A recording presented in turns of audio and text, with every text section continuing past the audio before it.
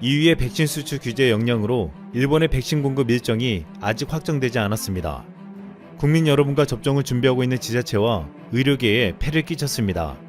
일본 고노다로 행정개혁상이자 백신 접종 담당상이 2일 긴급 기자회견에서 한 말입니다.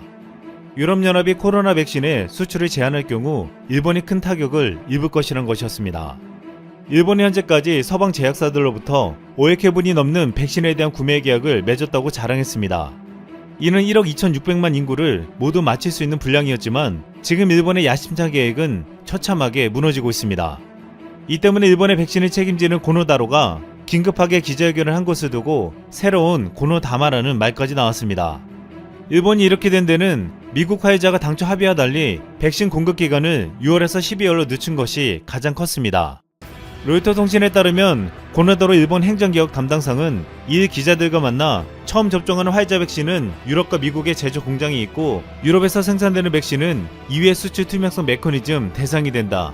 그래서 현 시점에 백신 공급 일정이 확정되지 않았다라고 말했다고 했습니다. EU 집행위원회는 지난달 29일 제약사들이 EU 내에서 생산한 코로나19 백신을 외부로 수출할 때 회원국의 승인을 받도록 하는 수출 승인제를 시행한다고 밝혔습니다. 유럽에선 지난달 22일 아스트라제네카가 1분기 유럽 공급 물량을 당초 계약 규모의 절반 수준으로 줄이겠다고 통보하자 난리가 났습니다. 이후 자신들도 공급을 받을 수 없으니 권역과 수출 제한 조치 목소리가 본격적으로 나오게 된 것입니다. 또한 화이자가 생산시설 확충 공사 등으로 공급 지연을 예고했고 유럽은 지금 백신 수급에 사활을 걸고 있습니다. 이 때문에 일본은 백신 공급을 약속한 시점에 받기는 사실상 어려워지고 있습니다. 유럽에서는 백신 공급이 안되자 서로 싸우는 일까지 벌어졌습니다. 이유는 영국 제약사 아스트라제네카가 유럽 공급용 백신 물량을 줄이겠다고 통보하자 보복 조치로 영국에 대한 EU산 백신 수출 금지령 카드까지 꺼내들었습니다. 그러나 WHO 등 국제사회가 이를 백신 국수주의라고 비판하자 방침을 철회했지만 갈등의 불씨는 여전히 남아있습니다. 이탈리아도 화이자에 이어 아스트라제네카 공급이 지연되자 법적 대응을 경고하며 거세게 반발했습니다. 일본 고노다로는 이러한 상황을 보고 백신에 대한 국수주의가 강화되면 보복과 세계적인 공급 중단으로 이어질 수 있다고 한탄했습니다. 로이터 통신은 일본의 해외 의존도가 높은 데다 국내 임상시험 필요성이 제기되면서 대부분의 주요국보다 늦게 백신 접종을 시작하게 됐다고 전했습니다. 하지만 한국은 코백스 퍼실리티를 통해 화이자 백신을 가장 먼저 들여오고 국내에서 생산하는 아스트라제네카와 노바백스를 안정적으로 공급받게 될 예정입니다. 아스트라제네카는 인도 생산 시설 화재로 유럽 27개국 8천만 회분의 공급량이 60% 줄 것으로 예측되었지만 다행히도 한국은 국내 SK 바이오사이언스가 생산하기 때문에 일정이 차질 없이 공급할 수 있습니다. 또한 가장 안정적이라고 인정받는 노바백스는 아예 한국에서 기술을 이전받아 2천만 명분을 생산할 계획도 세우고 있습니다. 지난해 11월 한 언론의 헤드라인이었던 일본 3.3억 병대 한국 제로 코로나 확보 전쟁 완패라는 말은 불과 2달이 지나지 않아 완전하게 역전되었습니다. 일본은 백신 접종 계획에 차질을 빚으면서 도쿄올림픽도 무관중으로 치르는 것을 검토하고 있습니다.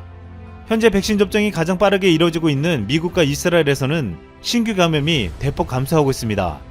영국 BBC는 이를 이스라엘에서 백신 접종이 시작된 이후 60세 이상 고령층 인구와 접종을 가장 일찍 한 지역들에서 코로나19 신규 감염이 대폭 감소했다고 보도했습니다.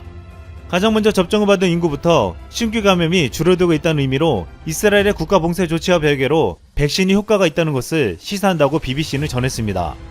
이스라엘은 세계에서 인구 대비 백신 접종률이 가장 높아 2차 접종률이 30%에 육박하고 있습니다. 그럼에도 부작용 발생 비율이 0.3% 미만으로 낮게 나타났습니다. 또한 파이낸셜 타임스는 미국도 지난해 12월 코로나19 백신 접종을 시작한 이래 신규 확진자가 감소세로 돌아섰다고 보도했습니다. 지난달 20일 기준 버지니아, 메인, 사우스캐롤라이나, 뉴햄프셔 4개 주를 뺀 미국 전 지역에서 주간 평균 확진자 수는 전주 대비 줄어들었습니다. 미국 질병통제예방센터는 코로나 확산세가 연말연시 연휴를 지난 뒤 정점을 찍었다고 보고 있습니다. 이같이 백신 접종이 효력을 드러내면서 유럽에서도 하루빨리 접종수를 늘리기 위해 안간힘을 쓰고 있고 백신 접종으로 안전한 도쿄올림픽을 꿈꿨던 일본은 공급이 늦어지는 것이 현실화되자 좌절하지 않을 수 없었습니다. 일본은 방역정책에서도 백신 공급에서도 한국에게 완패했다는 말을 듣고 있습니다. 그런데 지난 2일 한 하버드 교수의 한 논문이 국내에서 큰 파문을 일으켰습니다. 미국 하버드대의 존 마크 램저 교수가 일본군 위안부는 성노예가 아닌 매춘부라는 내용의 논문을 발표한 것입니다. 이를 두고 한 일본 언론에서는 연구의 의의가 크다로 해석하면서 대서특필했습니다. 램저 교수는 조선인 위안부와 일본인 위안부가 모두 공인된 매춘부이며 강제로 끌려간 성노예가 아니라고 주장했습니다. 그런데 알고 보니 램저 교수는 전범기업인 미쓰비시 중공업인행 기금으로 하버드 대학에 채용된 대표적인 친일 학자였습니다. 또한 그는 유소년 시절에 일본에서 보내 일본어와 역사에 능통하고 지난 2018년에 일본 경제와 사회를 홍보한 공로를 인정받아 일본 정부원장인 우기장을 받기도 했습니다. 그는 일본 회사법을 전공하여 위안부 연구와는 거리가 멀었습니다. 국내에서는 하버드대 교수가 어이없는 주장을 하고 나와 분노했지만 일본 미쓰비시에서 돈을 받은 일본 장학생이라는 사실에 역시나라고 말했습니다. 이렇게 국제적인 로비를 통해 잘못된 역사를 알리고 과거를 부정하는 일본은 최근 우리 국방부가 발간한 국방백서에 대해서 비판했습니다. 우리 국방부는 일본에 대한 비판적인 의견과 함께 이제까지 써왔던 동반자라는 표현 대신 일본은 이웃이라고 표현했습니다. 이에 일본은 즉각 공개 반발하며 주 일본 한국 대사관 무관을 불러 일본으로서는 수용할 수 없고 매우 유감이라는 뜻을 전했습니다. 일본은 특히 우리 국방백서가 독도 영유권 주장과 2018년 일본 초계기에 위협 비용을 언급하며 일본의 비판한 데 대해 일방적이고 자의적인 조치에 대해 단호하고 엄중하게 대처할 것이라고 밝혔습니다. 실제로 일본은 최근까지 독도를 자신들의 땅이라고 뻔뻔하게 우기며 우리에게 위협을 가했음에도 동반자라는 표현을 기대했다는 것은 어이가 없었습니다. 한 국내 네티즌은 적극으로 표현 안 한 것이 다행이라고 여기라고 할 정도였습니다. 그런데 최근 국내에서 울릉도와 독도 영주권을 입증하는 새로운 자료가 국내 최초의 백과사전에서 발견되었습니다. 조선중기의 문신인 권문회가 편찬한 우리나라 최초의 백과사전인 대동은 부근옥에 울릉도가 국내 지명으로 등장했습니다. 이는 그동안 일본 학계가 조선 후기부터 우리나라가 울릉도와 독도를 잇고 있었다는 주장을 반박하는 근거가 되었습니다.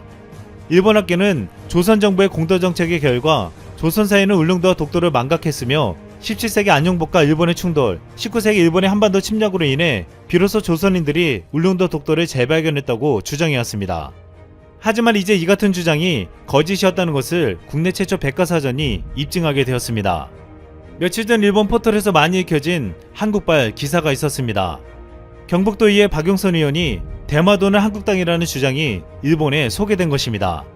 박용선 의원은 대마도가 우리 영토로 기록된 역사문헌은 차고도 넘친다고 주장하며 삼국지에 위지 외인전에도 명시되어 있고 1832년 국제법인 공인지도인 삼국절병지도, 1865년 미국 페리제독의 일본지도, 1924년 조선 총독부 문서인 삼국통남도설 등에 엄연히 명시되어 있다고 강조했습니다. 그러면서 일본의 역사를 왜곡하면서까지 독도에 대한 침탈 야욕을 버리지 못하는 것은 대한민국이 언젠가 대마도 반환을 주장할 것에 대비한 책략이라고 주장했습니다. 경상도 출신인 박용선 의원은 독도를 달라는 일본에게 이렇게 말했습니다. 대마도는 우리 땅, 돌리도. 이상 쓸망이었습니다. 현대모비스가 세계 최초로 얇은 필름처럼 유연하게 휘어지는 차량용 HLED라는 것의 개발에 성공을 최종적으로 했습니다. 이렇게 생겼죠. HLED. 이 HLED가 자동차 후미등, 즉 리어 램프에 적용돼서 다양한 후면부 디자인 구현에 도움이 되지 않을까 이렇게 생각을 합니다. 요게 한 2년 정도 현대모비스가 연구를 했어요. 그래서 LED 면의 두께가 5.5mm 정도로 매우 얇습니다. 매우 얇으면서도 정지등과 후미등 역할을 동시에 할 수 있는 LED를 개발에 성공했다. 현대모비스가 이 기술을 고성능, 고해상도, 균일성 이런 여러 가지 좋은 의미를 담아서 하이 퍼포먼스, 하이 디피니션, 하이 지오노스 이런 호모지오노스죠. 그 균일성. 그래서 영어를 잘 못해서 아무튼 이런 좋은 의미를 담아서 HLED로 말을 했고, 원래 지금 다들 차량을 타시니까 아시지만 대부분 후미등하고 정지등이 따로 작동을 하잖아요. 후미등은 안전법규에 따라서, 정지등은 이제 후미등보다 당연히 훨씬 밝아야 되고, 하지만 HLED는 전기 신호로 빛의 양을 조절하기 때문에 약간 디밍 느낌으로다가 하나의 LED가 후미등과 정지등 기능을 모두 이제 수행을 할 수 있게 된 거죠. 그 다음에 LED를 구부리거나 휠 수 있어서 지금 최근에도 많이 자동차 이제 디자인에 지금 자동차 공정 엔지니어라든지 자동차 디자인을 하시는 분들은 다 공감하실 거예요. 자기가 뭐 더 예쁜 컨셉카 이런 것들은 다 내놓을 수 있어요. 근데 마지막에 한계가 뭐냐면 이제 생산 라인에 있는 엔지니어하고 이야기를 할 때 이거 안 된다. 이거 안 된다. 여기서 그냥 다 잘리는 거거든요. 다 부딪히고. 왜냐면 진짜 안 되는 경우가 많으니까요. 근데 이런 유연성이 있는 또 이런 신기술들이 나와주면 디자인에도 획기적인 변화가 또 생기게 되는 거죠. 이거를 우리나라의 또 자율주행 전기차의 중심에 있다고 저는 생각하는 현대모비스에서 개발을 해서 굉장히 자랑스럽게 생각을 합니다. 현대모비스 굉장히 내부적으로 저력이 있는 기업이에요. 우리나라에서 자율주행 전기차로 치면 현대 오토웨버 다음으로 현대 그룹 내에서는 핵심적인 기업이라고 할 수 있죠. 물론 현대모비스를 이제 협력사 기술 가져와가지고 스티커만 붙여서 판다, 모비스 스티커만 붙여서 판다, 이런 얘기가 있다는 걸 저도 알고 있고, 뭐 예전부터 들어오던 소리지만, 근데 자체 개발 기술도 꽤 상당히 있습니다. 그리고 그렇다 하더라도 국내에서 독점적인 밸류체인을 형성하고 있고, 또 모비스 안 되면 안 되는 것들이 있어요. 그래서 자율주행에서 엄청난 중심에 있는 기업이라고 생각을 하고요. 그리고 이제 휘어진 상태에서도 밝고 어떤 균일한 빛도 내고 전면 측면 5가지 방향으로 동시에 빛을 보내서 후측면에서 접근하는 차량 운전자의 시인성도 높이고 뭐 이런 부분들 하면서 경량화 소형화까지 잡지 않았나 이렇게 생각이 되고요. 그 다음에 이제 또 알려진 이야기들이 지금 이미 저는 뭐 3차 eGMP의 배터리 공급사로 SK이노베이션을 먼저 말씀드렸죠. 돈 되는 라디오 채널에서. 그 다음에 중국의 CATL에 대해서 말씀을 드렸었어요. 그때는 이야기가 돌던 중에 CATL이 SK이노베이션하고 공동 수주를 한 것 같다라는 이야기를 돈 되는 라디오 채널에서 제가 업로드를 해드린 바 있는데, 오늘 21일 날 기준으로 확정이 났습니다. 그러니까 그 전에 제가 SK이노베이션과 CATL이 현대차 그룹의 전기차 전용 플랫폼 eGMP 3차 물량을 가져갔다라고 말씀드린 것은 이제 이야기가 돌 때, 전문가들이 대부분 그렇게 이제 이야기가 찌라시가 돌 때 이거는 합당하다라고 해가지고 그렇게 관측이 되고 있다라고 말씀을 드렸던 거고, 그게 이제 확정이 된 거예요. 공식적인 발표가 나온 겁니다. 이제 통보가 나왔어요. CATL하고 SK이노베이션한테 이제 현대차에서 최종적으로 통보를 했습니다. 그래서 CATL이 최종적으로 이번에 발주된 3개의 eGMP 기반의 차량 가운데 2개 차종의 배터리를 CATL이 가져갔고, 그 다음에 SK이노베이션한테 1개 차종을 현대차가 줬다라고 이제 보시면 됩니다. 요게 현대차가 굉장히 가성비 위주의 수주 전략을 취했다고 저는 생각을 합니다. 아무래도 중국의 CATL을 이렇게 몰아준 것은 3차 물량도 많이 줄어들었어요. 당초에 20조 원 정도로 발표가 나왔었는데 eGMP 3차 물량은 아이오닉 7 그리고 기아의 이제 SUV 차량 등 4개 차종이 발주가 됐었다가 아이오닉 7을 뺐어요. 아이오닉 7을 뺐습니다. 자, 요게 굉장히 중요한 포인트예요. 아이오닉 7이 빼졌다는 것은. 그래서 지금 현대차와 LG 에너지 솔루션이 지금 조인트 벤처를 인도네시아에서 추진을 하고 있는데, 얘네들은 지금 좀 웃긴 게 LG랑 현대차는 막 피 터지게 싸우면서 현대차가 LG를 막 전기 최근에 버스에서도 뺐거든요.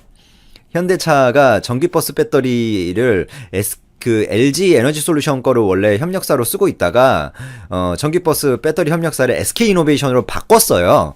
일렉시티 2라는 그게 있습니다. 일렉시티 2라는 전기버스에 들어가는 그 SK이노베이션의 하이니켈 배터리로 바뀌었어요. 원래 LG 건데 이게.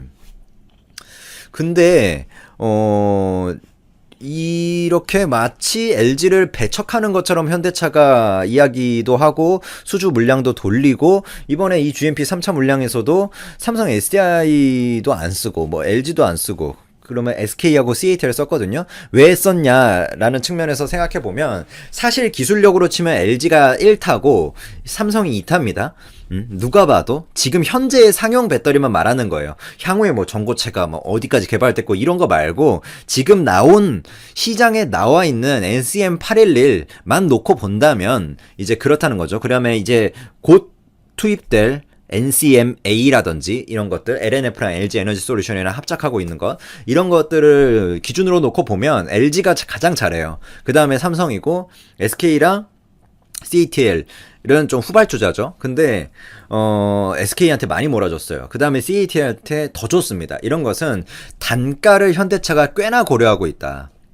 이렇게 볼 수 있어요. 저가로 분명히 써냈을 거거든요. 이 두 회사는 기술력이 좀 낮으니까 그만큼 저가로 썼을 거예요. 그 다음에 SK이노베이션 최근에 소송 문제도 있지만 그 삼성 SDI, SK이노베이션, LG 에너지 솔루션의 재무제표 한번 분석해 보시면 SK이노베이션이 가장 그 재무제표가 좀 힘들어요. 공격적인 투자를 하고 있어요. 그냥 가장 공격적인 투자를. 그게 물론 이제 SK이노베이션은 이제 그 같이 봐야 되긴 하지만 전기차 배터리 단일 회사가 아니니까. 그렇지만 그 전체적으로 그 이 엔터프라이즈 밸류를 떼어서 보면 그 STOP 방식으로 떼어서 보면 하나하나의 기업 그 사업부의 가치를 분리해서 본다는 얘기죠. 그러면 꽤나 공격적인 투자를 하고 있는 게 눈에 보이실 거예요. 재무제표랑 사업 보고서를 좀 살펴보시면 삼성 SDI는 진짜 수익성 위주의 좀 보수적으로 가고 있고 LG 에너지 솔루션도 꽤나 공격적인데 여기는 이제 IPO를 앞두고 있으니까 자금 조달이 꽤나 또 융통이 되거든요. 근데 SK이노베이션은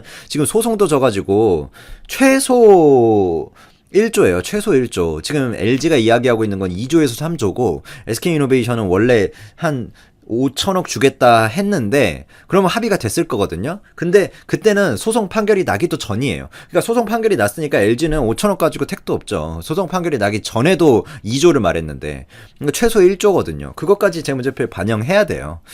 그런 개념에서 보면 SK가 많이 이제 어려운데 단가를 그래서 싸게 써냈을 것이다. 결론은 그거죠. CATL하고 CATL은 이제 국가 보조금도 있고 중국 정부에서 주는.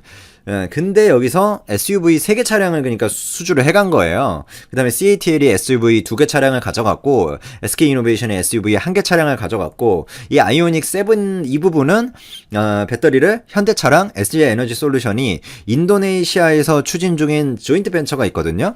여기서 생산하는 게 아닌가라는 말이 일단은 시장에서 나오고 있어요. 근데 굉장히 뭐 웃깁니다. 아무튼 싸우다가 뭐 리콜 하다가 또 불나고 또 리콜하고 또 싸우고 여기서 배제시키고 근데 또 여기 합작법인에서 핵심 차종인 아이오닉 7을 여기서 만들고 이런 여러 가지가 엎치락 뒤치락 하고 있어요. 근데 저는 현대차가 아이오닉 7이 사실 핵심이거든요.